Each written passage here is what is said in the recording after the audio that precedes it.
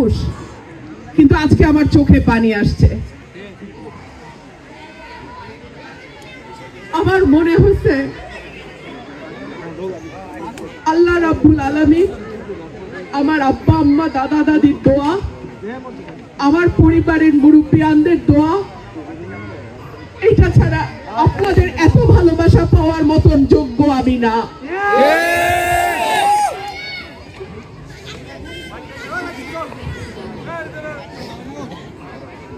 আমার সরাইল আশুগঞ্জের মানুষ আমার প্রতি যে ভালোবাসা, যে আস্থা, যে বিশ্বাস আপনারা রেখেছেন, আমি আল্লাহর কাছে শুধু একটা দোয়া করি, আল্লাহ এই বিশ্বাসের মর্যাদা দেওয়ার ক্ষমতা তুমি আমাকে দিও।